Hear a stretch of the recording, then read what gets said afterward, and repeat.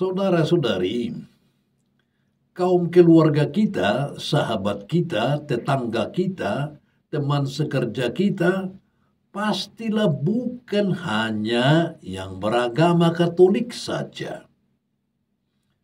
Saya juga demikian. Satu pertanyaan yang sering diajukan oleh mereka ini kepada kita ialah mengenai penggunaan air suci. Ya, tentu mereka makin sering melihat ibadat Katolik, seperti upacara pernikahan, pemberkatan rumah, dan acara untuk orang meninggal. Dan dalam ibadat-ibadat itu, tentu mereka melihat penggunaan air suci ini. Mereka mempertanyakannya dengan macam-macam sikap. Ada yang sinis, ada yang bersifat menyerang, dan ada pula yang sungguh ingin tahu. Bahkan mungkin pula ada di antara kita yang Katolik, terutama yang baru menjadi Katolik, masih mempertanyakan tentang air suci itu. Saudara-saudari, air suci dalam gereja Katolik ialah air yang telah disucikan oleh seorang imam atau seorang uskup atau seseorang yang berkapasitas untuk menyucikan air. Sekali lagi, air suci dalam gereja Katolik ialah air yang telah disucikan oleh seorang imam atau seorang uskup atau seseorang yang berkapasitas untuk menyucikan air. Air yang sudah disucikan itu digunakan untuk pembaptisan, pentahbisan, pemberkatan umat dalam liturgi, pentahiran, pemberkatan tempat seperti rumah, tempat usaha, kantor, dan sebagainya, atau pemberkatan benda seperti rosario, salib, ulus, kendaraan, dan sebagainya. Tentu kita bertanya, dari mana munculnya kebiasaan gereja Katolik ini? Kebiasaan menggunakan air suci dalam gereja Katolik berdasar pada sejarah keselamatan yang termuat dalam kitab suci. Dalam pandangan kitab suci, air itu dilihat sebagai sesuatu yang penting dan sakral. Coba kita bolak-balik kitab suci dan melihat bagaimana Allah selalu menggunakan air sebagai sarana menunjukkan jalan keselamatan bagi kita manusia. Nah, kita lihat beberapa dalam kitab Perjanjian Lama. Pada ayat awal kitab Kejadian, yaitu Kejadian bab 1 ayat 2, dikatakan, bumi belum berbentuk dan kosong. Gelap gulita menutupi samudera raya. Dan roh Allah melayang-layang di atas permukaan air. Penciptaan dunia dimulai Allah dengan adanya air. Dan roh Allah melayang-layang di permukaannya. Air itu mengingatkan kita kembali pada kejadian air bah, di mana keluarga Nabi Nuh memperoleh kehidupan baru Lihatlah Kitab Kejadian bab 8 ayat 9. Juga ketika air laut Teberau diseberangi bangsa Israel saat keluar dari perbudakan di Mesir. Lihatlah Keluaran bab 14 ayat 15 sampai dengan 31. Dalam kitab Keluaran bab 17 diceritakan kepada kita bagaimana Allah menyelamatkan bangsa Israel dari mati kehausan dengan menyuruh Musa memukul gunung dengan tongkatnya, dan dari dalamnya keluarlah air yang melimpah. Kitab Imamat menjelaskan berbagai macam ritual pentahiran dengan mempergunakan air untuk menghapus kenajisan tertentu. Misalnya akibat menyentuh jenazah, haid, melahirkan, atau terjangkit kusta. Lihatlah kitab Imamat bab 12 sampai dengan bab 15. Orang juga membersihkan diri dengan air sebelum memasuki pelataran bait Allah. Membersihkan diri dengan air sebelum mempersembahkan kurban. Dalam balai imam, yakni area sebelum bangunan bait Allah yang sesungguhnya, ditempatkan bejana perunggu yang sangat besar berisi air. Di sini para imam membersihkan tangan serta kaki, menyucikan diri sebelum memasuki bait Allah dan sebelum mempersembahkan kurban di altar. Dari bejana perunggu itu diambil juga air untuk keperluan pentahiran lainnya, seperti ditetapkan dalam ritual-ritual bangsa Yahudi.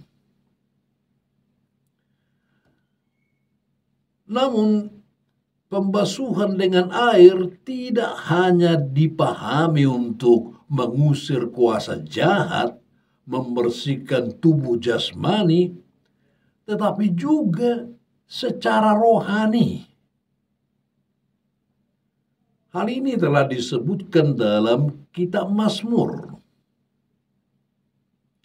Dalam kitab Mazmur bab 51 ayat 2 sampai dengan 3 dan 7 dikatakan begini.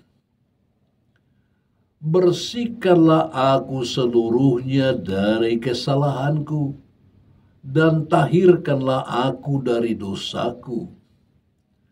Sebab aku sendiri sadar akan pelanggaranku, aku senantiasa bergumul dengan dosaku.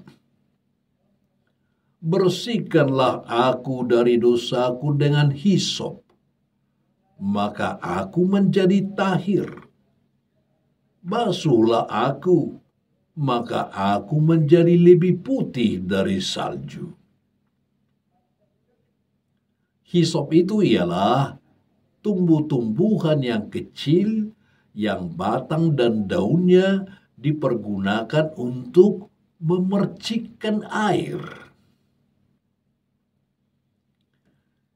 Nah, sekarang kita lihat beberapa dari Perjanjian Baru. Di awal kitab Perjanjian Baru tercatat bahwa Yohanes Pembaptis telah membaptis orang dengan air sebagai tanda pertobatan dan pembersihan dari dosa-dosanya. Dan jangan kita lupa bahwa mukjizat Yesus yang pertama ialah mengubah air menjadi anggur. Lihatlah Yohanes bab 2 ayat 1 sampai dengan 11. Kita ingat juga dalam Yohanes bab 4 ayat 5 sampai dengan 14, bagaimana Yesus meminta minum dari seorang wanita Samaria di sumur Yakub. Namun, akhirnya Yesus mengatakan bahwa Dialah air hidup, dan yang meminumnya tidak akan haus selama-lamanya. Kita ingat juga tindakan Yesus pada perjamuan malam terakhir.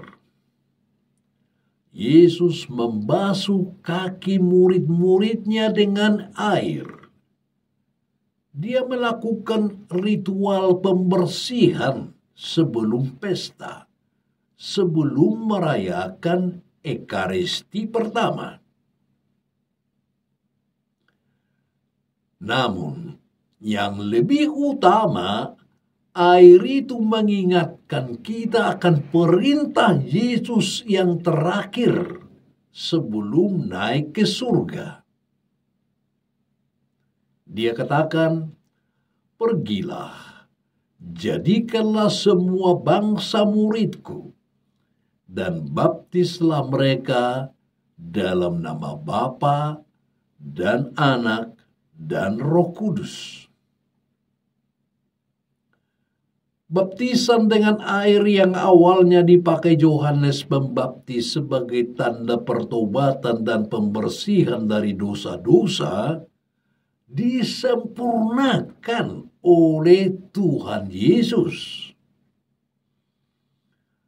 Melalui air baptis itu, kita dibebaskan dari dosa asal dan dari segala dosa.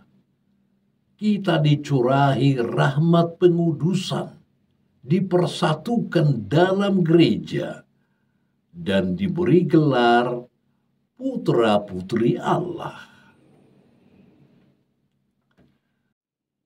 Saudara-saudariku, mari kita kembali ke awal uraianku ini.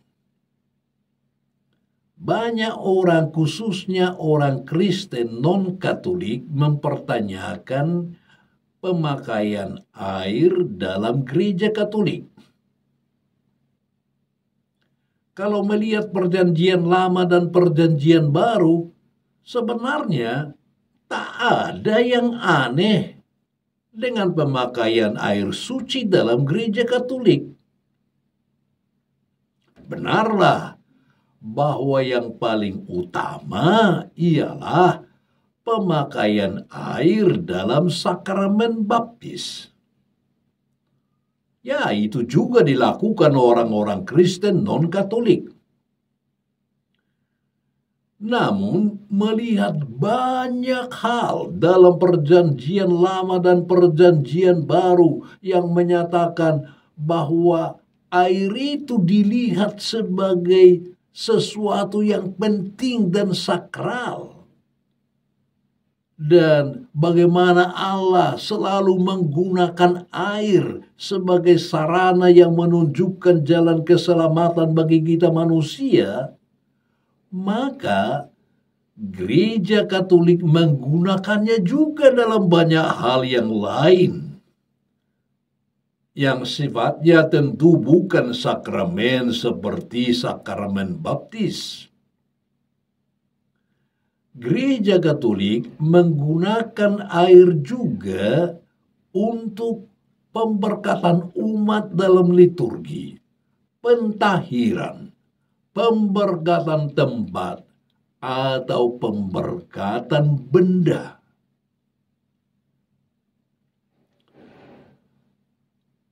Bila kita direciki dengan air suci, kita diingatkan kembali akan pembaptisan kita.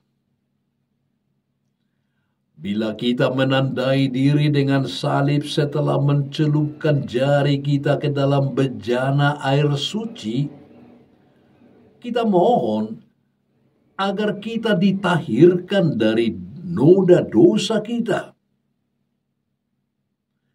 Bila rumah, tempat usaha atau kantor kita direciki dengan air suci, kita mohonkan agar roh Allah tetap melayang-layang di tempat itu dan selalu menguduskannya. Bila mobil atau alat transport kita yang lain diberkati dengan air suci, kita mohonkan agar Allah selalu hadir dalam perjalanan kita dan membawa kita dengan selamat ke tempat tujuan. Dan bahkan air suci digunakan oleh gereja untuk orang yang meninggal dunia. Jenazahnya direciki dengan air suci. Begitu juga peti jenazah serta makamnya. Semuanya tidak lepas dari keyakinan kita bahwa Allah menggunakan air sebagai sarana yang menunjukkan jalan keselamatan bagi kita manusia. Kita mohonkan agar Allah menyelamatkan orang yang meninggal itu karena belas kasih Tuhan yang sudah menerimanya sebagai anaknya melalui baptisan. Dan kita mohonkan agar peti jenazah serta tempat terakhir di dunia dari orang yang meninggal itu menjadi tempat yang suci dan jauh dari segala perbuatan durhaka setan. Baiklah, saudara-saudari, saya harap uraian ini bukan hanya menambah wawasan pengetahuan Anda, tetapi lebih dari itu, kiranya uraian ini makin membuat kita semakin mencintai iman kita dan tidak ragu-ragu menunjukkan iman itu dalam kehidupan kita. God bless you.